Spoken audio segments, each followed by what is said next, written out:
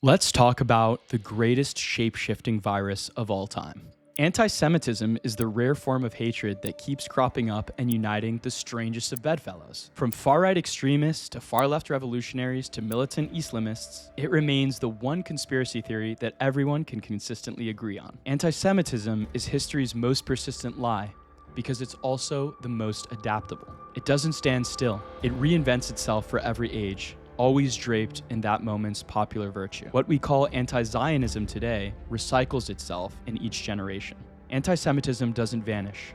It adapts, it rebrands, and it survives. Multiple attacks targeting the Jewish community have unfolded overnight. According to a Harvard report, they teach anti-Semitism in the divinity school. At least 8 people are injured after what the FBI is calling an act of terror in Boulder, Colorado. The target was a gathering of Jewish community members. Israeli embassy staffers about to be engaged to be married were shot and killed, leaving a Jewish museum in Washington, D.C. Free Palestine! The far left, the far right, and radical Islam might agree on absolutely nothing, except their vilification of the Jews and the Jewish state. As a shape-shifting virus, anti-Semitism has mutated to adapt to whatever environment it's found itself in. The Romans killed Jesus and then turned around and said the Jews killed Jesus, starting a 2,000-year blood libel against the Jews that largely affected anti-Semitism within the Christian community. So in Christian Europe, it wasn't I'm anti-Jew, it's I'm defending Christ. In Enlightenment Europe, it wasn't I'm anti-Jew, it's I'm pro-reason and universalism, and they're doing their own suspicious thing over there. In Nazi Germany, it wasn't I'm anti-Jew, it's I'm pro-racial purity. So when it was religion, Judaism was attacked as a religion. When it was universalism versus pluralism, Judaism was attacked as an ideological community. And when it was about ethnicity in Europe, Jews were attacked for their ethnicity, both for being light-skinned and dark-skinned, both for being communist and capitalist. Today,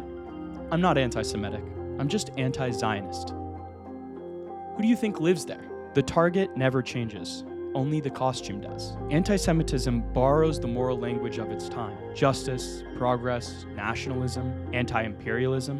Whatever the dominant ethic is, anti-Semitism will reinvent itself to make the Jews the villain and the cause. Jean-Paul Sartre put it perfectly when he said, "If the Jew didn't exist, the anti-Semite would have invented him." In fact, it's quite remarkable. There are no other people in history that have simultaneously been attacked for being weak and for being powerful, for being too separate and too assimilated, for being rich and for being poor, for being in control and for being a leech. Anti-Semitism is never about what the Jews do. It's always about what society needs the Jews to be to explain their own dysfunction. In fact, Douglas Murray says it very well. He says, "Show me what a society accuses the Jews of, and I will show you what that society is guilty of." And so what do you see the Arab world accuse Jews of after they've eliminated all of the Jews in their midst? Ethnic cleansing, occupation, annihilation, genocide, apartheid. All of these things are the precise things that Israel's neighbors have committed against its people. Now, as Israel fundamentally reshapes the Middle East by taking out the #1 state sponsor of terrorism for the past 40 years, you have people in the United States accusing it of bloodthirsty imperialist ambitions.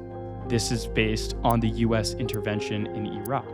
In each era, every claim of anti-Semitism purports to be principled. Each masks a targeted, exceptional hatred. In medieval Europe, Jews weren't allowed into most professions, except for lending. Even though it's precisely lending money in a society that allows people to borrow and start businesses, they were attacked for blaspheming against the church's rules and charging interest. In 18th century Enlightenment Europe, the fashion was universal reason. 19th century nationalism, and today's resurgence of nationalism, the claim is that I'm not anti-Semitic, I'm just questioning the Jews' loyalty to their country. 20th century fascism, I'm not anti-Semitic, I'm just anti-Jewish finance and communism. 21st century progressivism, I'm not anti-Semitic, I'm just against Zionist colonialism. The Jew is always made to represent something larger. Capitalism, communism, modernity, tribalism, whiteness. Sartre understood this well.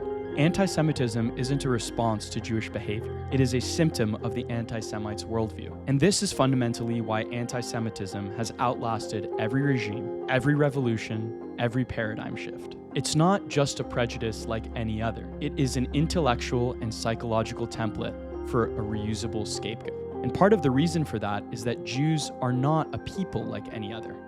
They're not just a religion or a people or a group of customs or a state. They are a nation faith, and so they can be attacked and will be attacked from every angle regardless of what they do. In fact, it is the only people I have ever seen that are more attacked and more vilified the more that people go after them. There's almost a collective, reflective, psychological compulsion to see the Jew being persecuted and to rationalize what it is the Jew must have done in order to be persecuted, because otherwise it wouldn't make any sense. I remember after October 7th, every single Jew knew that the next day the world would blame Israel and the Jews. And so my friend asked me, why is everyone critiquing Israel? And I explained to him the shape-shifting virus of anti-Semitism. Anti-Semitism can speak every language and wear every mask. That's why it's so effective and so dangerous. It survives by saying, this time it's different. This time it's political. This time it's ethical. History has heard it all before. I'm not anti-Semitic, I just hate the bankers. I'm not anti-Semitic, I just hate the communists. I'm not anti-Semitic, I just hate the Zionists. What are Zionists? People that believe that Jews, like any other people, should have a homeland. And not just anywhere, in their ancestral homeland where they have been indigenous and resided for the past 3,000 years. What's the only cure for a virus? Sunlight and the truth.